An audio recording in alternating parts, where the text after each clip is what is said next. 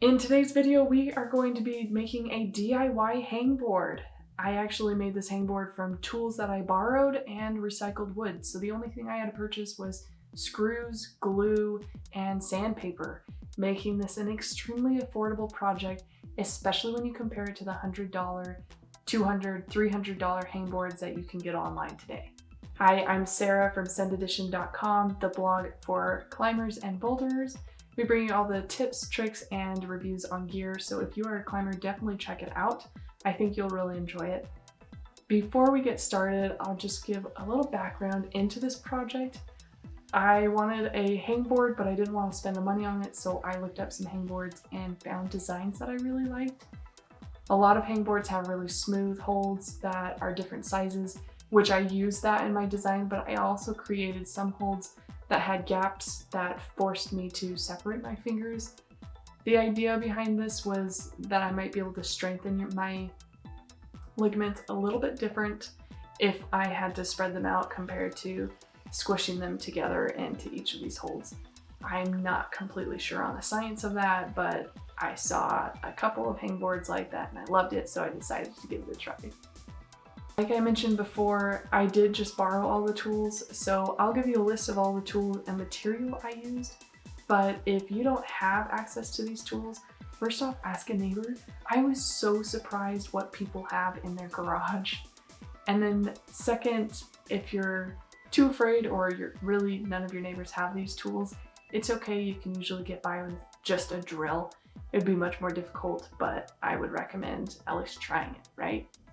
And of course, if you do end up making your own hangboard, please share a picture in the comments below. We'd love to see how it turned out for you. Also, I recently found a hashtag on Instagram. It's called Janky Hangboards, hashtag Janky Hangboards. It's hilarious, but also totally applicable, so check it out. This is all about usability, not beauty, right? For this project, I did use recycled wood, so I did have to do some sanding, cut down any nails and things like that. I didn't want any stain left over on the board when I was done, so that's why I did it this way. And once the wood is fully sanded, you can go ahead with step 2, which is outlining the actual cuts and holes that you want. As you can see here, I'm using a ruler for the edge design. I wanted some jugs and things like that. And then I used paper and tape to create the holds. And I also experimented with using tape as the outline as well. The next step is to actually make the holes, which I used a router, a tool I've never used before, which is probably obvious to anyone that's used or seen someone use a router. It's a little bit more difficult, so if you can, I recommend practicing on a different board first. As you can see, paper is not a good template for a router because it just gets torn up. So when I went back through, I actually took the paper off and I tried to remember in my head how it looked. I don't recommend doing it by memory. I recommend doing a marker or paint or something like that. This is my dad helping out. He's using the part where I used tape as the template and it worked a lot better. Again though, I recommend paint or a marker. And then also, instead of doing the full depth that you want in each strand, try using multiple layers to create the holes that you want. That'll make it a little bit cleaner. After you're done routing everything, it is time to clean the holds. So I used a Dremel with a 60 grit. I also purchased a 120 grit, but after using the 60 grit, I decided that was about the smoothness that I was used to when I went to a climbing gym. And that's just from personal experience and what I liked. I thought it was soft enough and good. So make sure there aren't any pointy edges. Router is really good at cutting things, but not very good at making them smooth. After that is actually making the edge design. So for my design, I needed to cut my board into thirds before I could get started. And this was because I needed to do multiple angles throughout the board. Before I could do that, however, because I'm using a table saw and the table saw is round instead of square, you actually cut at the bottom of the board further than you cut at the top. So this is me making a outline of where the bottom cut is. As you can see here, I used the edge of the blade and then a square to cut that. And then on my wood itself, I used a I marked where the edges that I wanted, and so I was able to cut just as far as the marker itself, as where I outlined it. So on top it looks like I didn't cut very far, but on bottom I actually cut as far as I needed to. So I did this on all 3 pieces of boards. I used 45-degree angles to create jugs, 90-degree angles, and 20-degree angles for the edging design that I wanted. Each board had 2 different angles, so this is me going through with the jugs and the 20-degree angles. To do this, I just changed the direction of the blade on the table saw. So this is me changing it to 90 degrees so that I can cut the middle of where those 2 angles come together. And once you're done with these cuts, again making sure that you're paying attention to where the bottom of the blade is cutting and not necessarily the top. My dad helped me with handsaw, thank goodness, because I do not like hand saws. Don't worry if the wood kind of breaks at this point, because you will be sanding it and you'll be able to fix any like extra pieces that are coming through. But make sure that you're using safety and you're cutting away from yourself. Afterwards, you can sand everything like I mentioned. I used a Dremel for the corners, but a circle saw for the edges themselves. And once everything is cut, sanded, it is time to put the pieces back together. So using some wood glue on each of the edges, clamping them together. It does take about 24 hours for the wood to glue completely, but before the glue dries, you're going to want to clean everything up. Any excess glue will need to be sanded off afterwards, and it's a really big pain in the butt, so I highly recommend cleaning it as well as you can.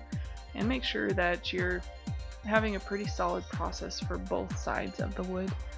As you can see here, I just sped this up about 400 times, so it is a really long process, and I don't think I would have been able to do it without help. 2 hands is just not enough to hold the board in the perfect place, in the perfect position, while also putting clamps in, and then of course help cleaning everything up, make sure that you do it right. And then you'll leave this for about an hour before you go on to the next step, which is building the mount. So I'm using a mounting system similar to cabinetry, and this is me measuring everything and cutting it to size. So you're going to want 2 boards that are about the same size. I used 1.5 inch plywood and cut 45-degree angles on each of the boards that are the length of my hangboard.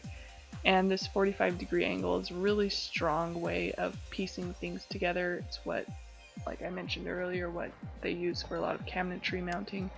And then choose the board that will be up against the wall and on top to be the one that you actually drill into your board itself. The location of the drills that you use should be based on where the holes are on your board.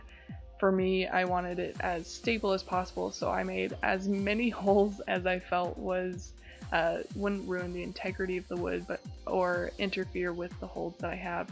And then just for extra safety, I used glue on top of that and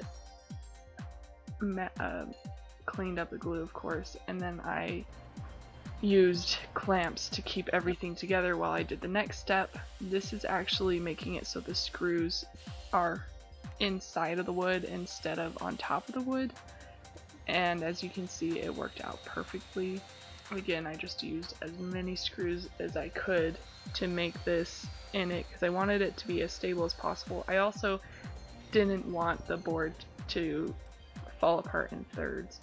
And after everything is done, wait at least 24 hours for all of the glue to dry, and then you can unclamp it, and that part of the board, probably the hardest part, is done. Congratulations. Now for the fun part is actually putting it on the wall. So here I am just finding studs and then creating areas for the holes, which I drilled using a drill bit that was slightly smaller than the screws themselves. I had this old wrench set that I got from my grandpa when he passed, and they're all the same height, so I use those as a spacer so that I didn't interfere with my rental door frames. I didn't want to get in trouble for accidentally breaking that or anything like that. And these worked really well for actually putting it in the wall because everything was spaced the exact same way. I didn't have to worry about the level because the door frame itself was level. And then it's so easy, you just place the board, you just slide it right in and it's good. It's a little bit higher than I was hoping. I probably could have made it a little bit closer to the door frame because I do have to use a steps tool to get onto all the holds. But once I get better, I'll be able to just jump up and use the jugs and then go from there to get on everything else. And there you have it, how to make a DIY hangboard. I hope it was helpful for you. I hope that you enjoyed it, and I hope that you decide to make your own in the near future. If you do, please share a picture or a video of it in the comments below, or at least comment with a link to your video below. We'd love to see how it turned out, and it may be really inspirational for myself if I ever want to make another board, or other people out there who also are interested in making their own hangboard. Thank you so much for watching. Please like this video and subscribe to this channel for more videos like this. Of course, enjoy your climb, enjoy your send, and be safe out there.